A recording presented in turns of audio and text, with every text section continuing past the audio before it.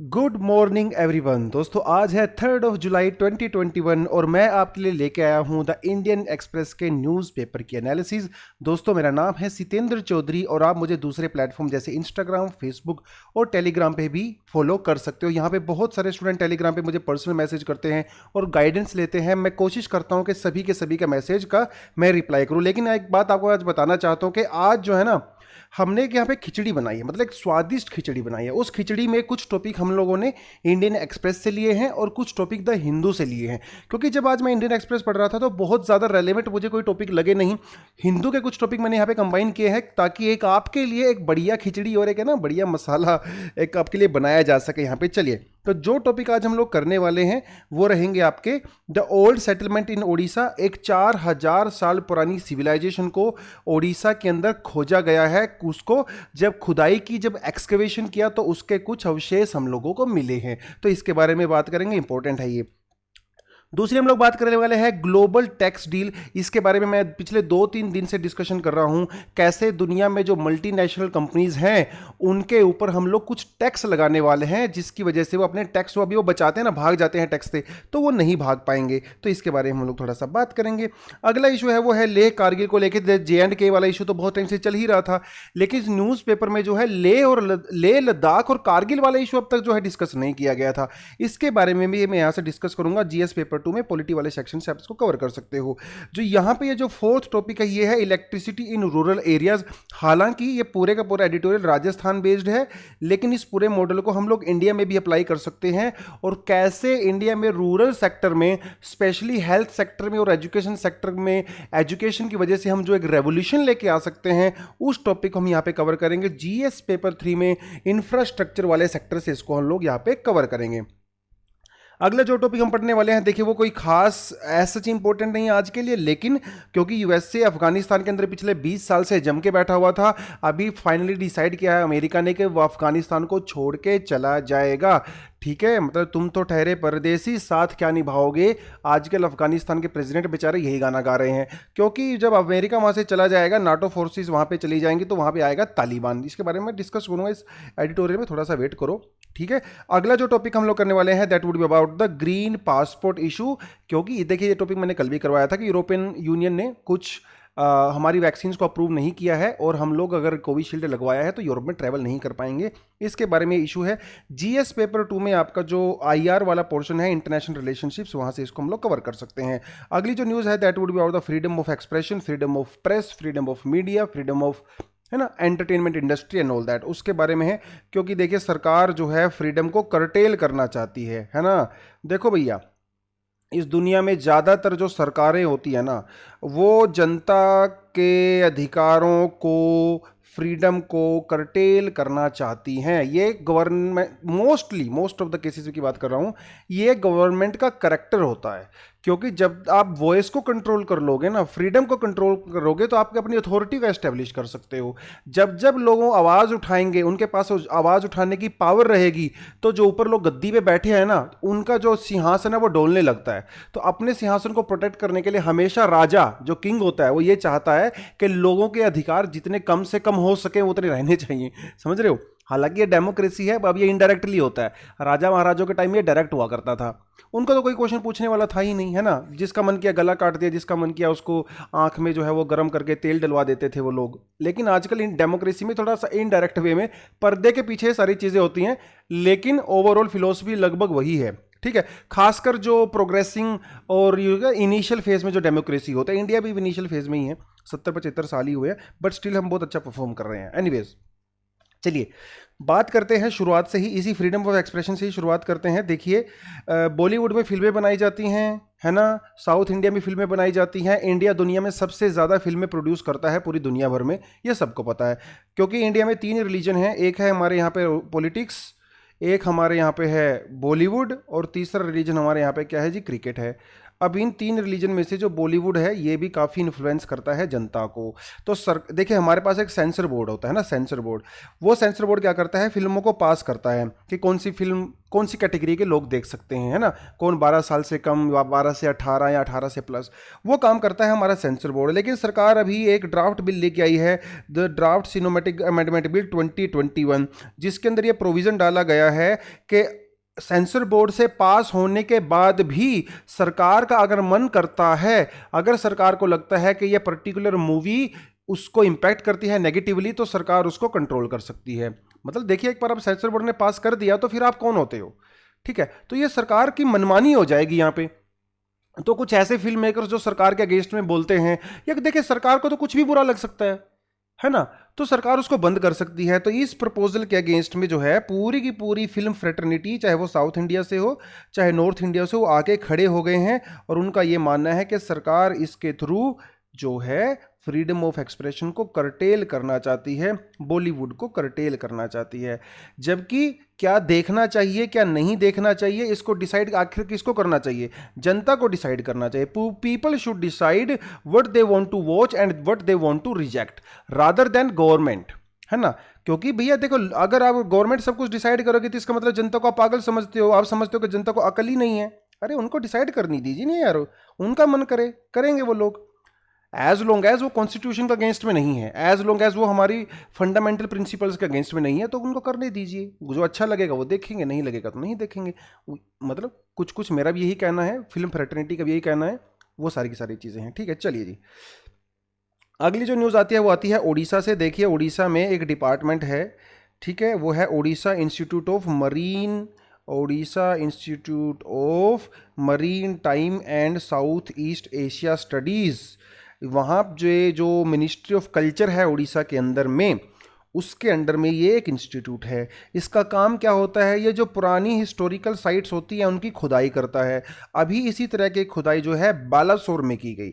ये बालासोर डिस्ट्रिक्ट जो है उड़ीसा के अंदर में कोस्टल एरिया में पड़ता है। और इन्होंने भैया यहाँ पे बहुत इंटरेस्टिंग चीज़ पाई। इन्होंने पाया एक ओल्ड सिविलाइजेशन, देखिए 4-5 एकड़ में खुदाई हुई है, अभी तक ज़्यादा नहीं हुई है, लेकिन यहाँ पे इनको कुछ ऐसे आर्टिफैक्ट्स मिले हैं, पुरानी चीज़ें मिली हैं, जिससे ये अंदाज़ा लगाया गया कि यहाँ की जो सिविलाइजेशन है that was around 4000 years old. मतलब समझ रहे हो, 4000 साल पुरानी सिविलाइजेशन है भैया, वो कोई छोटी मोटी नहीं है। देखिए क्या क्या मिला इनको यहाँ पे, वो तो आपको थोड़ा दिखा देता हूँ।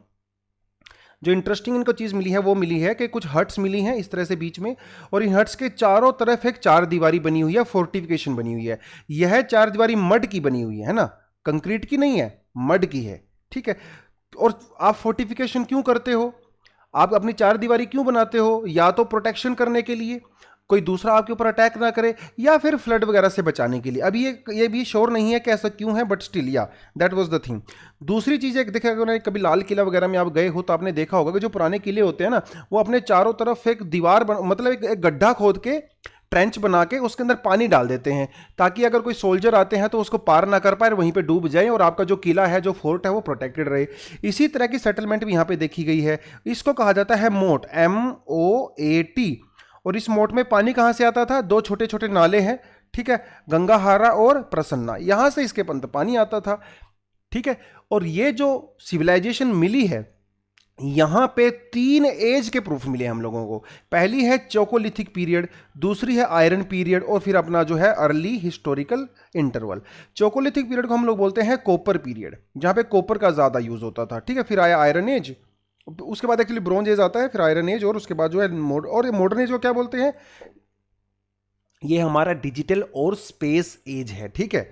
चलिए, तो क्या क्या मिला उनको ब्लैक जो है क्रिम्सन वेयर मिले हैं, आयरन के भी कुछ ऑब्जेक्ट्स मिले हैं, एरो हेड मिले हैं, वो 2 तीर कमान के वो जो सामने यहाँ लगाते हैं, एरो हेड मिलते हैं, शिकार विकार करने के लिए यूज़ करते होंगे, है ना। पोट्री भी इनको मिली है। अर्बनाइजेशन देखिए, शुरू में तो छोटा मोटा गांव रहा होगा, ये फिर टाउन बन गया होगा, और 400 BC से लेके 200 BC, मतलब 2400 ईयर्स से लेके 2200 ईयर्स तक उसके में प्रॉपर अर्बन सेटलमेंट यहाँ पे हो गया था, और बुद्धिज्म यहाँ पे जो है काफ़ी ज़्यादा प्रोमिनेंट था, ठीक है। तो ये एक चीज़ है। जिस गांव में ये पाया गया है उस गांव का नाम है दुर्गा देवी विलेज। प्रीलिम्स में पूछ सकता है कि recently Durga Devi was in news, ठीक है, ये किस लिए न्यूज़ में था, पूछ सकता है आपसे वो। अगली न्यूज़ जो है देखिए, ऑलरेडी हम लोग काफ़ी डिस्कस कर चुके हैं मिनिमम टैक्स के बारे में। एक जो है ऑर्गेनाइजेशन है जिसका नाम है OECD, organisation of economic cooperation and development. इसके अंदर टोटल 38 कंट्रीज हैं। ये जो 38 कंट्रीज हैं भैया, वो हमारे दुनिया की सबसे बेस्ट इनकम इकोनॉमीज हैं, जहां पे ह्यूमन डेवलपमेंट टैक्स काफ़ी ज़्यादा होता है। और ये 38 कंट्रीज मिलकर दुनिया का 62.2% GDP कवर करती हैं। एक तो ये ऑर्गेनाइजेशन है।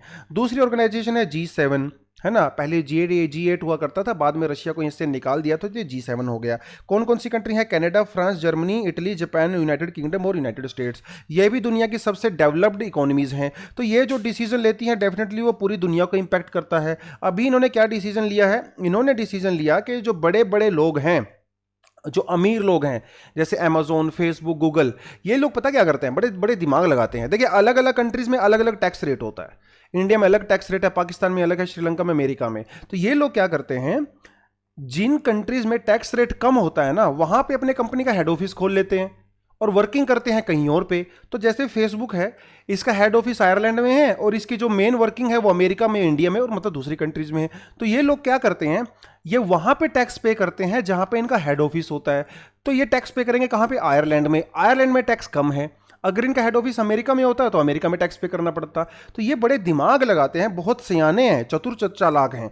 तो ये अपना टैक्स बचाने के लिए सब करते हैं। लेकिन जो पॉलिटिशियन लोग हैं ना भैया, वो इनसे भी चतुर चालाक है। इन्होंने ये कहा कि देखिए, आप ऑफिस जहां मर्जी बनाइए दुनिया में, लेकिन एक मिनिमम टैक्स आपको जरूर पे करना पड़ेगा और वो रहेगा 15%।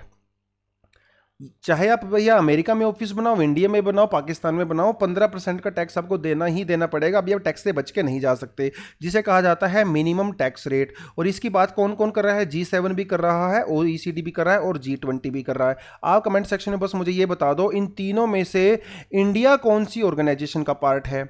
ये मेरे लिए, आपके लिए मेरा क्वेश्चन है, ठीक है। इंपॉर्टेंट क्वेश्चन एग्जाम में पूछ लेता है प्रीलिम्स में।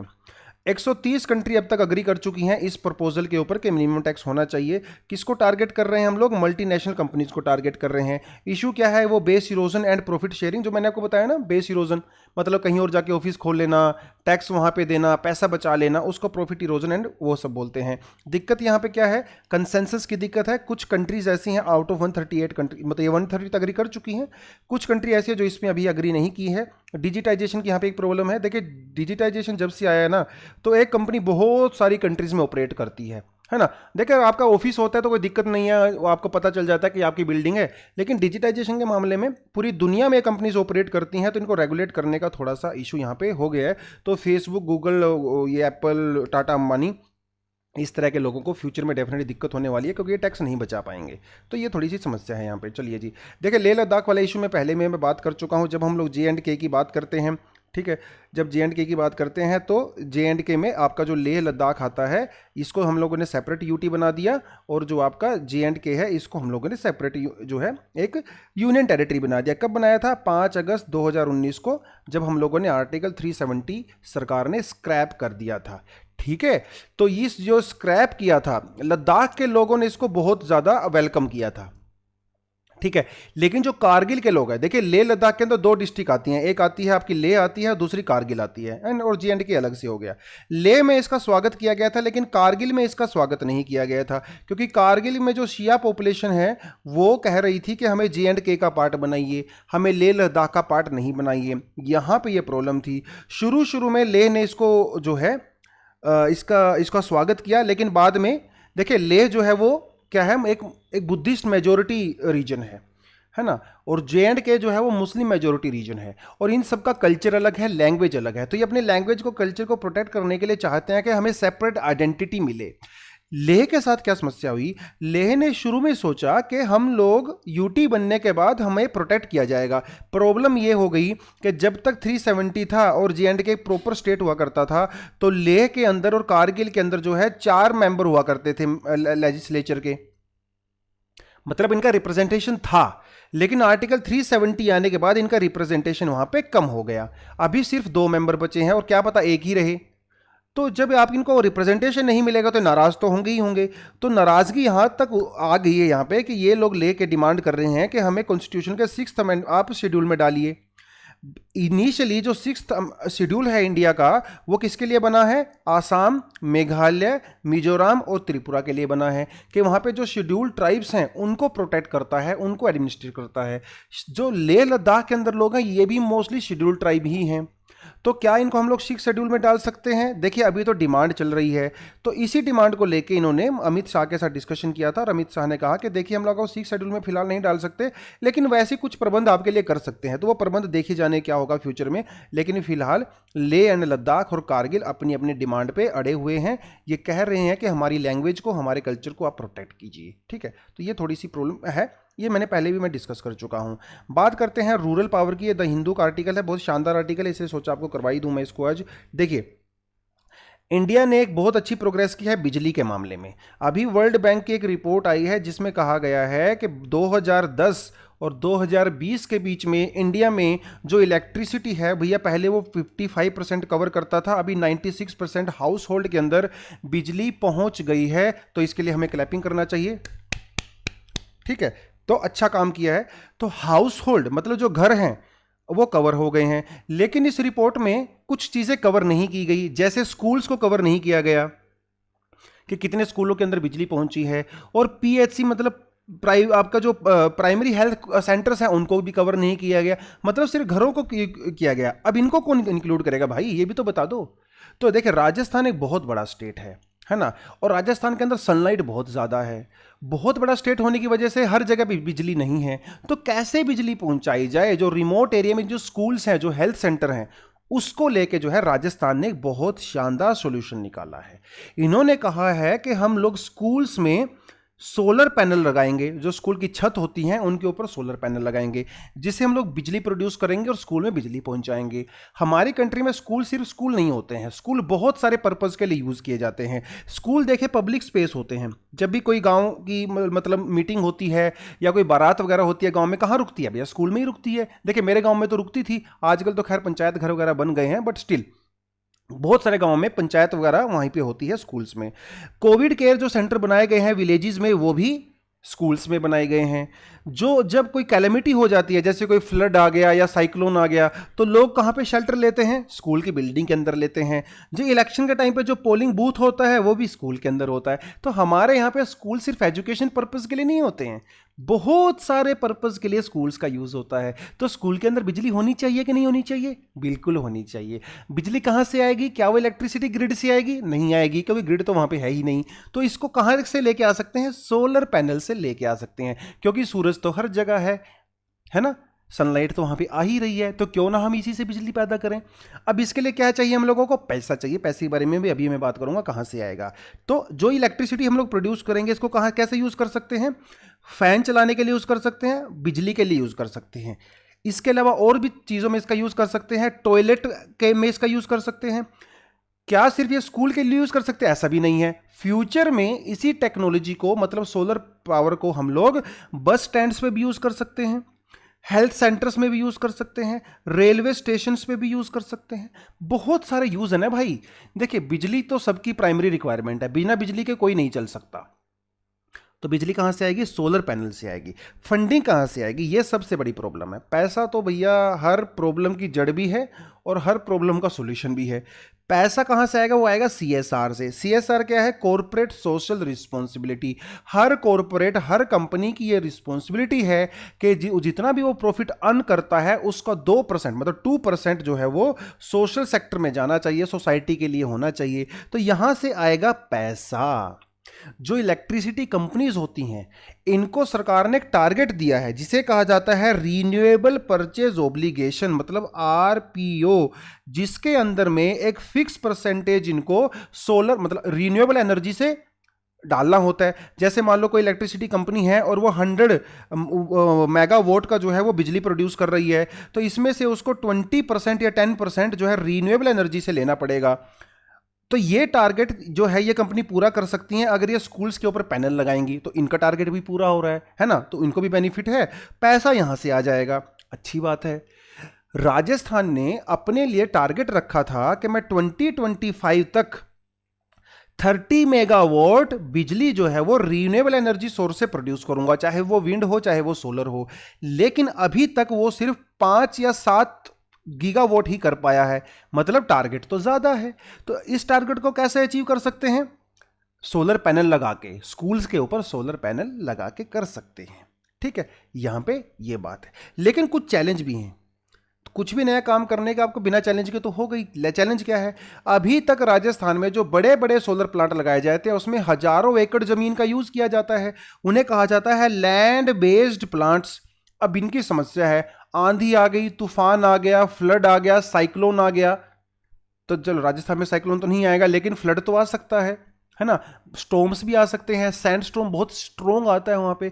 तो उस टाइम पे ये लैंड बेस्ड प्लांट खराब हो जाते हैं, और एक बार ये खराब हो जाते हैं, इनको ठीक करने में बहुत समय लगता है और पैसा भी लगता है। और क्योंकि क्लाइमेट चेंज की वजह से फ्यूचर में ये और ज्यादा आएंगे, तो इनको खतरा है। इसका सोल्यूशन क्या है कि आप स्कूल की छतों के ऊपर छोटे छोटे सोलर पावर प्लांट लगाइए, तो ये प्रॉब्लम सोल्व हो जाएगी, है ना। ये प्रॉब्लम है, ये चीज़ है यहाँ पे। प्राइवेट सेक्टर को आप इन्वॉल्व कर सकते हो। देखिए प्राइवेट सेक्टर को, सीधी सी बात है भैया, जब तक प्राइवेट सेक्टर को कहीं प्रॉफिट नजर नहीं आता ना, प्राइवेट सेक्टर वहां कभी इन्वेस्ट नहीं करता है, समझ रहे हो। तो ये लार्ज जो प्रोजेक्ट होते हैं, यहां पे प्राइवेट सेक्टर क्यों इन्वेस्ट करता है? क्योंकि यहां से बिजली शहरों में जाती है, और जब शहरों में बिजली जाएगी तो उनको प्रॉफिट होगा, और प्रॉफिट होगा तो वो इन्वेस्ट करेंगी। तो आप एक ऐसा मॉडल बनाइए कि जो छोटे छोटे प्लांट हम लोग स्कूल्स के ऊपर लगाएंगे, इससे प्राइवेट सेक्टर को भी बेनिफिट हो। आप उनको कुछ इंसेंटिव दीजिए, है ना, तब वो आएंगे, अदरवाइज तो नहीं आएंगे। भैया अंबानी का कोई पागल थोड़ी है वो स्कूल के ऊपर सोलर पावर प्लांट लगाएगा जहां से उसको प्रॉफिट नहीं होने वाला है ना। वो सारी की सारी चीजें हैं। लैक ऑफ कन्वर्जेंस, ये सबसे बड़ा चैलेंज है इंडिया में। देखिए यार, इंडिया वाले पता क्या ना, कानून बनाने में, मिनिस्ट्रीज बनाने में सबसे आगे रहते हैं, उसको इंप्लीमेंट करने में सबसे पीछे रहते हैं। क्योंकि जब इतनी सारी मिनिस्ट्री हो जाती हैं तो उनके अंदर जो है ओवरलैपिंग हो जाती है पावर की, कंफ्यूजन क्रिएट हो जाता है ना। वो कहते हैं कि ये मेरा काम नहीं है, वो कहते हैं कि मेरा काम नहीं है, प्रॉब्लम हो जाती है। तो ये जो कन्वर्जेंस वाली प्रॉब्लम है ना, ये सबसे बड़ी है, और इसको सबसे पहले टैकल करना पड़ेगा। तो जो कोऑपरेशन है ना अलग अलग मिनिस्ट्रीज में, डिपार्टमेंट्स में, अगर आपने इसको दूर कर लिया ना, तो आधी समस्या तो दोस्तों वैसे ही दूर हो जाएगी। दूसरा, आप कॉस्ट इफेक्टिव पैनल लगाइए, सस्ते पैनल लगाइए। आप नई नई टेक्नोलॉजी के अंदर इन्वेस्टमेंट कीजिए, रिसर्च डेवलपमेंट कीजिए। आप जब सस्ते पैनल लगाओगे ना, तो प्राइवेट सेक्टर भी आ जाएगा। यहां पे ये समस्या है। डिसेंट्रलाइजेशन कीजिए, आप जो गांव में जो पंचायत वगैरह होती है उनको भी काम दीजिए कि वो प्लानिंग करें, इंप्लीमेंट करें। जब वो खुद प्लानिंग करेंगे तो डेफिनेटली ज़्यादा इंप्लीमेंट भी करेंगे, रिस्पॉन्सिबिलिटी भी समझेंगे। देखिए ये मॉडल राजस्थान का है, लेकिन क्या इस मॉडल को हम पूरे इंडिया में अप्लाई नहीं कर सकते? कर सकते हैं, नहीं कर सकते हैं? तो राजस्थान से एक जो है सबक लेना चाहिए पूरी कंट्री को, और इस मॉडल को आप अप्लाई कीजिए। इससे बहुत सारी चीज़ें होंगी। क्लाइमेट चेंज से लड़ सकते हैं, इंडिया का जो इलेक्ट्रिसिटी का बिल है वो भी कम हो जाएगा, रीन्यूएबल एनर्जी सोर्सेज जो है लोगों को अवेयर मिलेगा, और जो पेरिस के हमारे टारगेट हैं वो भी हम पूरे कर सकते हैं। इस चीज़ से 1% भी नुकसान नहीं है। जल्दी से जल्दी इसको अप्लाई किया जाना चाहिए। ठीक है, अगली खबर कोई खास खबर नहीं है क्योंकि इंडिया से रिलेटेड डायरेक्ट नहीं है, बट स्टिल अफगानिस्तान भैया हमारा पड़ोसी है, और पड़ोसी में अगर कुछ खराब होगा तो डेफिनेटली उसका इम्पैक्ट हमें भी पड़ेगा। 20 साल के बाद अमेरिका जो है वो अफगानिस्तान को छोड़ के जा रहा है। अफगानिस्तान के प्रेसिडेंट हैं आसिफ घानी। तो भैया ये ही गाना गा रहे हैं, तुम तो ठहरे परदेसी साथ क्या निभाओगे। पहले दिन से गाना गा रहे हैं। 20 साल पहले जब अमेरिका वहाँ पे आया था, तब अमेरिका ने कहा था कि चिंता मत कीजिए, मैं तुम्हारा साथ निभाऊंगा। लेकिन 20 साल के बाद जब अमेरिका को लगा कि इसकी दाल नहीं गलने वाली है, वो अफगानिस्तान को कंट्रोल नहीं कर सकते, तो अभी छोड़ के भाग रहे हैं। पीछे से कौन है? तालिबान। 20 साल तक तालिबान से लड़ने के बाद अमेरिका ने रियलाइज़ किया कि कुछ हो नहीं सकता, तो अभी तालिबान अफगानिस्तान में टेक ओवर करेगा। और तालिबान को सपोर्ट कौन करता है? हमारा प्यारा पड़ोसी पाकिस्तान। क्योंकि तालिबान को ट्रेन कौन करता है? पाकिस्तान करता है। इनका बेस कहाँ पे है? पाकिस्तान के अंदर है। फंडिंग कहाँ से आती है? पाकिस्तान से अंदर आती है। भाग के कहाँ पे आते हैं? पाकिस्तान में आते हैं। तो इसका मतलब अफगानिस्तान में किसका कंट्रोल होने वाला है? डायरेक्टली तालिबान का और इनडायरेक्टली पाकिस्तान का। तो इंडिया को लेके ये कंसर्न है थोड़ा सा, क्योंकि इंडिया ने अफगानिस्तान के अंदर इन्वेस्टमेंट कर रखी है। वो थोड़ा सा आर्टिकल है। डेफिनेटली इसके बीच में कोई एडिटोरियल आएगा तो उसको हम लोग ज़्यादा डिटेल में एनालाइज करेंगे। चलिए जी, अगली खबर वो यूरोपियन यूनियन से आती है। पहले भी इसको कवर कर चुका हूँ मैं, ठीक है। इंडिया के अंदर 2 वैक्सीन दी जा रही हैं, कोवैक्सीन और कोविशील्ड। कोविशील्ड को WHO ने रिकॉग्नाइज किया है, ऑथोराइज किया है, कोवैक्सीन को फिलहाल नहीं किया है, ठीक है। कोविशील्ड को इंडिया में दिया जा रहा है और बहुत सारी अफ्रीकन कंट्रीज में दिया जा रहा है। यूरोपियन यूनियन ने क्या किया, अभी एक मीटिंग बुलाई और उन्होंने कहा कि ये जो 4 वैक्सीन हैं, जैसे मॉडर्ना, एस्ट्राजेनेका और फाइजर, हम सिर्फ इन्हीं को अलाउ करेंगे, बाकी किसी को हम लोग अलाउ नहीं करेंगे। इसका मतलब इंडिया ने अगर किसी ने कोविशील्ड का डोज लिया है तो वो यूरोप में नहीं जा सकता, यहाँ पे होगी प्रॉब्लम क्रिएट। तो इंडिया वाले कौन सा पीछे रहने वाले थे, इंडिया वालों ने भी रिएक्शन दिया। इंडिया ने कहा कि देखिए अगर आप हमें अलाउ नहीं करोगे कोविशील्ड को तो हम भी जो है आपके ऊपर रिस्ट्रिक्शंस लगाएंगे। जो भी आदमी यूरोप से इंडिया के अंदर ट्रैवल करेगा उसको 14 दिन का क्वारंटाइन करना पड़ेगा, मैंडेटरी है, जिसकी वजह से उनको मिर्ची लगा। मिर्ची लगने के बाद जो 9 कंट्रीज़ हैं उन्होंने कहा कि चलिए ठीक, हम आपको अलाउ कर देते हैं, कोविशील्ड को अलाउ कर देते हैं। धीरे धीरे दूसरी कंट्रीज़ भी अलाउ इसमें कर सकती हैं। यूके जो है वो इंडिया का सपोर्ट कर रहा है क्योंकि यूके के अंदर भी कोविशील्ड दिया जा रहा है, ठीक है। क्योंकि ये जो कंपनी है ना कोविशील्ड, ये इसको कौन प्रोड्यूस कर रहा है, SII, serum institute of India और ऑक्सफोर्ड जो है भैया वो ब्रिटेन की कंपनी है ना। और ब्रिटेन तो इसीलिए जो है ब्रिटेन इसको सपोर्ट कर रहा है। देखते हैं क्या होगा फ्यूचर में, यहाँ पे क्या होने वाला है, ठीक है। इंडिया में अभी तक 4.4% पॉपुलेशन को ही फुल्ली वैक्सीनेट किया गया, जो काफ़ी कम है, ठीक है। तो ये कुछ चीज़ें जी हमें आज के इसमें करनी थी, ठीक है। और जो है आज के एडिटोरियल में कुछ चीज़ें हम लोगों ने द हिंदू से लिए हैं, कुछ चीज़ें हम लोगों ने इंडियन एक्सप्रेस से लिए हैं, तो ये हम लोगों ने कर लिया, ठीक है। सारी की सारी चीज़ें हम लोग यहाँ पे कर चुके हैं। देखिए टॉपिक बड़े हो जाते हैं कई बार ऐसा होता है कि कुछ टॉपिक आपको कम इंपॉर्टेंट लगते हैं, आप उनको छोड़ सकते हो। आप डिस्क्रिप्शन में जाइए और डिस्क्रिप्शन में हर टॉपिक की टाइमलाइन दी हुई है। जिस टॉपिक पर आप क्लिक करोगे सिर्फ वही टॉपिक आप देख सकते हो, अदरवाइज दूसरे टॉपिक्स को आप छोड़ सकते हो, कोई प्रॉब्लम नहीं है। लेकिन मैं तो आपको ओवरऑल यही कहना चाहूँगा कि आप सुबह सुबह दिन में एक बार न्यूज़पेपर के एनालिसिस देख लीजिए कम से कम, क्योंकि जब आप पढ़ने बैठोगे ना इन न्यूज़पेपर को, कम से कम आपको 2 घंटे लगने वाले हैं। क्योंकि मुझे पता आप सब लोग बिगिनर लोग हो, आपको ये नहीं पता कौन सी चीज़ पढ़नी चाहिए कौन सी छोड़नी चाहिए। तो अच्छा है कि आप 2 घंटे ना पढ़ के आप जो है 25, 30, 35 मिनट में अपने लेक्चर को पूरा कवर कर लो, क्यों अंडरस्टैंडिंग भी हो जाती है और आपका न्यूज़पेपर भी कवर हो जाता है। Over a period of time जब 4, 5, 6 महीने आप लगातार न्यूज़पेपर पढ़ते हो तो बहुत सारे बेसिक्स तो आपके वैसे ही कवर हो जाते हैं। दुनियादारी में क्या चल रहा है आपको पता चल जाता है, आप ज़्यादा स्मार्ट हो जाते हो, आप ज़्यादा अच्छे तरीके से खुले दिमाग से सोचने लगते हो चीज़ों को। तो यही तो न्यूज़पेपर पढ़ने का फायदा है ना। तो ज़्यादा से ज़्यादा हमारी वीडियो को लाइक किया करो यार, देखते बहुत लोग हैं, लाइक बहुत कम करते हैं। तो थोड़ा सा आप भी मेहनत कीजिए जब हम आपके लिए मेहनत कर रहे हैं ना। सब्सक्राइब करो चैनल को जो भी वीडियो देखते हैं, क्योंकि हम लोग शानदार एनालिसिस आपके लिए लेके आते हैं, इसमें आपको ही बेनिफिट होने वाला है। दोस्तों के साथ शेयर करो, दोस्तों को बताओ हमारे चैनल के बारे में, किस तरह का कोई चैनल है। इंस्टाग्राम पे आओ यार, अगर आपको कोई पर्सनल इशू है, कोई आपको कुछ गाइडेंस चाहिए तो आप इंस्टाग्राम पे डायरेक्ट आइए और मुझे पर्सनल मैसेज कीजिए। कोशिश करूंगा कि आपके मैसेज का मैं जरूर रिप्लाई करता हूँ वहाँ पे, ठीक है। तो हर चैनल पर आप हमसे जुड़ सकते हो, टेलीग्राम, इंस्टाग्राम पे, व्हाट्सएप पे आप आ सकते हो, जहाँ पे हम लोग आपको PDF प्रोवाइड करवाते हैं, रोज़ की रोज़ कुछ करंट अफेयर प्रोवाइड कराते हैं, ठीक है। तो बस यही है आज के एडिटोरियल में। मिक्स मसाला था आज लोग इंडियन एक्सप्रेस का और द हिंदू का। So that is all for the day. Thank you very much, keep learning, be informed and जय हिंद।